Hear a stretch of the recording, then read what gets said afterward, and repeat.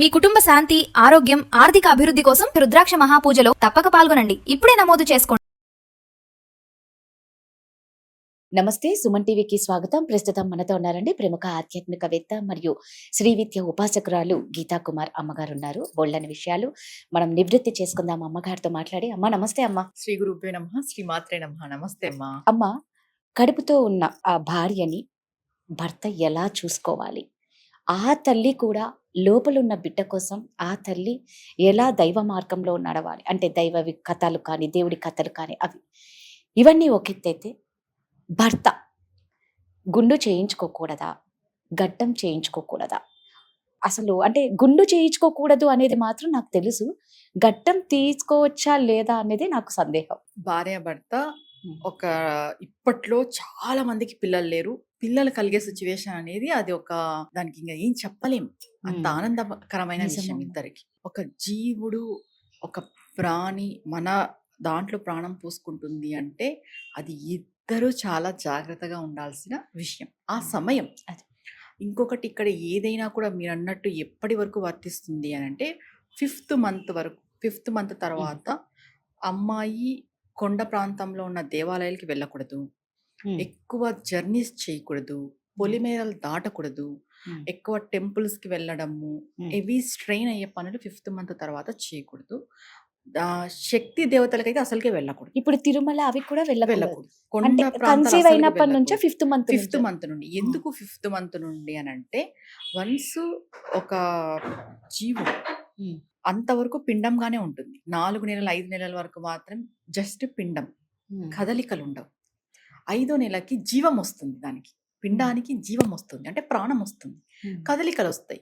ఎప్పుడైతే జీవం వస్తుందో, కదలికలు వస్తాయో, ఆ జీవుడు ఏం చేస్తుంటాడు, పూర్వజన్మవన్నీ జ్ఞప్తికి చేసుకుంటూ ఉంటాడు మన పొట్టలో ఉన్నప్పుడు. అప్పుడు మనం ఎలా ఉండాలి అంటే సాత్వికంగా ఉండాలి. ఈ టెంపుల్స్కి వెళ్ళడం అనేది, శక్తి దేవతలకి వెళ్ళడం అనేది ఆ పవర్ తట్టుకోలేదు లోపల ఉన్న జీవి. ఈ కొండపైన ప్రాంతాలకు వెళ్ళడం అనేది మిస్క్యారేజెస్ అయ్యే అవకాశాలు ఎక్కువ ఉంటాయి ఇలా చేయడం వల్ల. అసలు కొండ ప్రాంతాలకి పోకూడదనే చెప్తారు. పూర్వం ఇలానే చెప్పేవాళ్ళు. ఇప్పుడంటే మనకి అన్ని ఫెసిలిటీస్ వచ్చి మనం వెళ్తున్నాం తప్ప, పూర్వం ఇలాంటివి ఉండేనా? వెహికల్స్ కూడా లేవు కదా, అందుకు వాళ్ళు ఇంట్లోనే ఉండాలి అని చెప్పారు.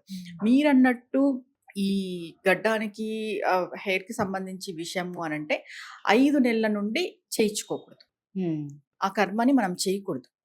ఆ హెయిర్స్ రిమూవ్ చేసే పద్ధతి అనేది లేదు. ఎందుకు ఇది చెప్పినారు అని అంటే, ఒకటి ఇప్పుడు ఇంటి దేవుడికి అంటే నాకు బిడ్డ సురక్షంగా పుట్టాలి అని దేవుళ్ళకి వదిలేసుకొని భర్త ఇలా ప్రవర్తిస్తాడు. అంటే వాళ్ళు మొక్కబడి ఉంటుంది, దేవుళ్ళకి కూడా మొక్కుంటారు.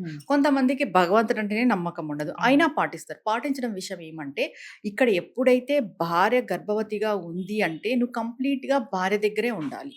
అండ్ నెక్స్ట్ ఇప్పుడు అలా అవన్నీ చేసుకోవడం వల్ల నువ్వు బాగా కనిపిస్తావు. అంటే ఎక్కువ ఇక్కడ అందాలకి పోకూడదు, అలంకరణలకి పోకూడదు అని చెప్తుంది మనకి శాస్త్రం. ఇంకొకటి, భార్య గర్భవతిగా ఉన్నప్పుడు పరస్త్రీలతో స్నేహం కూడా చేయకూడదు. పరస్త్రీలతో అంటే మనకు తెలియని వ్యక్తులతో ఎక్కువ మాట్లాడడం, మనం స్నేహం చేయడం. ఇంకొకటి, భార్యకి నచ్చిన వ్యక్తులతో మనం మాట్లాడడము. అక్కడ ఎలా ఉంటుంది అంటే, భార్య మనసు నొప్పించుకోకున్నట్టు భర్త ప్రవర్తించాలి ఆవిడ ప్రెగ్నెంట్గా ఉన్నప్పుడు. ఎందుకంటే ఆవిడ కడుపులో ఉన్న బిడ్డ ఇద్దరూ బాగుండాలి. ఇద్దరూ బాగుండాలి అంటే తల్లి ఏదైతే ఫీల్ అవుతుందో లోపల బిడ్డ కూడా అది ఫీల్ అవుతుంది. మనం మాట్లాడేది వింటుంది బేబీ పొట్టలు. తల్లి మాట్లాడేది వింటుంది, తండ్రి మాట్లాడేది వింటుంది, తండ్రి అరిచేది వింటుంది, తల్లి అరిచేది వింటుంది. కోప్పడేది తెలుస్తుంది, సంతోషపడేది తెలుస్తుంది. తిన్నది టేస్ట్, అమ్మ ఏదైతే సాటిస్ఫాక్షన్ ఫీల్ అవుతుందో లోపల బేబీ కూడా సాటిస్ఫాక్షన్ ఫీల్ అవుతారు. ప్రతిదీ ఫీల్ అయ్యేటప్పుడు ఒక భర్త ఎలా ప్రవర్తించాలి భార్య దగ్గర అనంటే, కంప్లీట్గా ఆమెకు సరెండర్ అయిపోయి ఒక సేవకుడుగా మారాలి. ఇది మనం కల్పించి చెప్తున్నది కాదు, శాస్త్రమే చెప్పింది. భార్య ఏ కోరిక కోరినా ఆ టైంలో తీర్చాలి. భార్య మనసుని నొప్పించకూడదు, భార్య మనసుని కష్టపెట్టకూడదు. ఆవిడని బాగా చూసుకోవాలి, సురక్షితంగా చూసుకోవాలి. ఆవిడ మనసు ఎప్పుడు సంతోషంగా, ఆహ్లాదంగా, ఆరోగ్యంగా ఉండేలాగా చూసుకునే బాధ్యత భర్తది అన్నారు. అప్పట్లో పూర్వము పుట్టింటికి తీసుకెళ్లేవాళ్ళు. ఎందుకు? ఈ భార్య భర్త రెస్పాన్సిబిలిటీగా లేకపోతే అమ్మాయి ఇబ్బంది పడుతుంది గదా! తర్వాత భర్త అనేవాడికి పనులుంటాయి. పనులు జేసుకోవాలి. ఎక్కడ ఈ అమ్మాయిని నెగ్లెక్ట్ జేసి ఇంట్లో ఒకతే ఉండి ఇబ్బంది పడుతుందో అని అప్పుడు అమ్మ వాళ్ళు తీసుకుపోయేవాళ్ళు. ఇప్పుడు అందరూ ఆల్మోస్ట్ 9 మంత్స్, 5th అవును. మంత్స్ అందరూ భార్యాభర్త కలిసే ఉంటున్నారు. ఆ. ఇప్పుడు అప్‌డేట్ అయినాం గాబట్టి. ఇప్పుడు కలిసుండేవాళ్ళు మీ భార్యని జాగ్రత్తగా చూసుకోండి. ఎందుకంటే ఆవిడ ఒకరికి ప్రాణం పోస్తుంది. అవును. ఒక జీవి మీ హ్మ్. మూలంగా ఈ భూమిపైకొస్తున్నాడు. ఒకటి భార్యాభర్త అనంటే కేవలం ఇది మన కర్మ కాదు. ఒక జీవికి ప్రాణమిచ్చి వాడి కర్మను గూడా తెంపుకునేలాగా మనం చేస్తున్నాం ఇక్కడ. అంటే ఆ జీవికి ఆల్రెడీ చాలా కర్మ ఉంటది. ఆ కర్మను గూడా ఎలా చేస్తాడు? మన కడుపున పుట్టి వాడి కర్మను తెంపుకుంటాడు. అది కూడా మన వల్లే కదా జరుగుతున్నది. అవును. భగవంతుని దయతో. అలాంటప్పుడు మనం ఎలా ఉండాలి? నిజం. చాలా సాత్వికంగా ఉండాలి. మంచిగా చూసుకోవాలి ఆ టైంలో. ఎక్కువ స్ట్రెస్సు, టెన్షన్ అవన్నీ ఇవ్వకూడదు. ఇంకొకటి ఆ టైంలో తల్లి ఏదైతే ఎక్కువ ఫీల్ అవుతుందో బిడ్డకి ఆ లక్షణాలే వస్తాయి. బాధ ఎక్కువ పడిందంటే పిల్లలు కూడా రేపొద్దున చిన్నదానికి, పెద్దదానికి ఎక్కువ ఏడుస్తూ బాధపడతారు. ఉంటారు. ఏడవడం, బాధపడడం, ఆ శక్తి లేకపోవడము ఇవన్నీ జరుగుతాయి. ఎక్కువ కోపగించుకొనిందనుకో పిల్లలకు కూడా ఎక్కువ కోపమే వస్తాయి. ఇక్కడ మీరు అనొచ్చు, అమ్మ సాత్వికంగా ఉండే వాళ్ళకి రాక్షసత్వమైన పిల్లలు పుడతారు. రాక్షసులుగా ఉండే వాళ్ళకి అవును. సాత్వికమైన పిల్లలు కూడా పుడతారు కదా! పుడతారు. ఎలా అనేసి. నిజమే మనకి పురాణాల్లో ఒక కథనే ఉంది. ఏది? హిరణ్యకశిపుడు. అవును. ఏమవుతుంది? హిరణ్యకశిపుడు రాక్షసుడు. కానీ వాళ్ళ భార్య నారాయణుడికి భక్తి ఎక్కువ ఉంటుంది నారాయణుడి పైన. హిరణ్యకశ్యపుడు ఆయన ఈ నారాయణుడి పైన ఇంకా ఎక్కువ శక్తి సంపాదించాలని తపస్సుకెళ్ళిపోతాడు. భార్య ప్రెగ్నెంట్ అవుతుంది. భార్య ప్రెగ్నెంట్ అయిన తర్వాత ఆయన వెళ్తాడు. వెళ్ళిన తర్వాత నారదుడు వస్తాడు. ఇప్పుడు కశ్యపుడు పుట్టిన బాబే కదా ప్రహ్లాదుడు. అవును.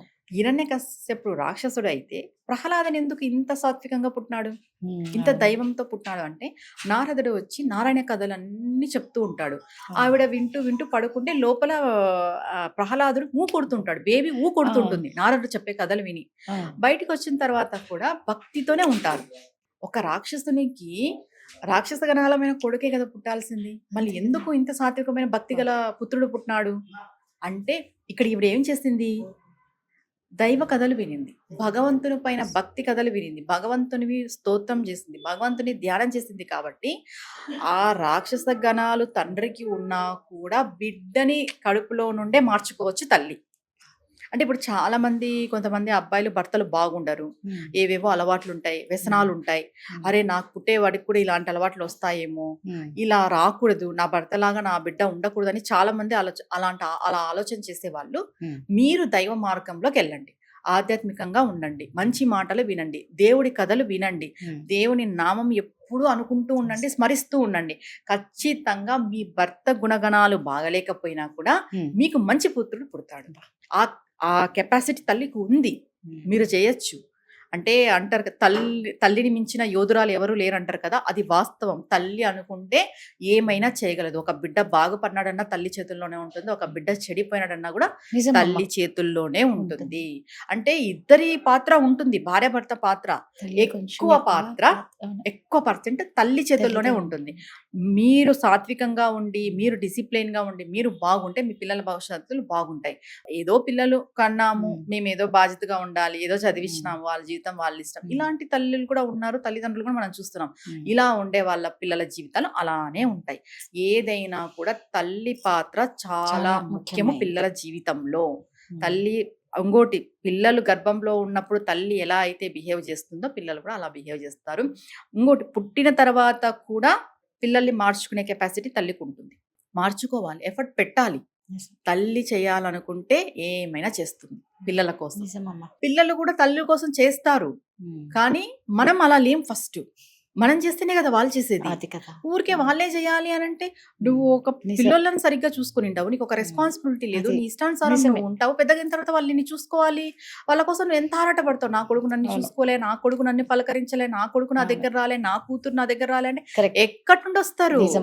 ఫస్ట్ నువ్వు నీ పిల్లల్ని బాధ్యతగా చూసుకోవాలి కదా. వాళ్ళ చిన్నతనంలో నీకు బాధ్యతే లేదు. నువ్వు బాధ్యత రహితంగా నువ్వు ప్రవర్తించి పెద్దగినాక నా కొడుకులు ఇట్లయినారు, నా కూతురు అట్లయిపోయింది, వాళ్ళు ఇలా బతుకుతున్నారు, నేనంటే కేర్ లేదు వాళ్ళకి అంటే ఎక్కడి వస్తుంది? రాదుగాక రాదు. ఎప్పుడు కూడా తల్లికి ఒకటి, తల్లి నుండి వచ్చింది బిడ్డ. తల్లి వేరు బిడ్డ వేరు కాదు. నీ శరీరంలో నుండి ఇంకొక శరీరం వచ్చింది. ఒక తల్లి బిడ్డతో అన్ని షేర్ చేసుకోగలదు. ఒక బిడ్డ తల్లితో అన్ని షేర్ చేసుకోగలదు. ఇక్కడ అబ్బాయి అయినా అమ్మాయి అయినా. భర్తకు చెప్పాలంటేనే ఆలోచిస్తుంది ఏదైనా. ఒక స్త్రీ బిడ్డతో ఓపెన్ గా చెప్తుంది, వాళ్ళ అమ్మతో ఓపెన్ గా చెప్తుంది. ఎందుకంటే వాళ్ళకి ఆ కనెక్టివిటీ ఉంది, శరీర సంబంధం ఉంది, రక్త సంబంధం. అంటే తండ్రికి లేదా అనొచ్చు, ఉంటుంది తండ్రికి కూడా, కానీ తల్లి శరీరంలో నుండి వెలువడింది బిడ్డ.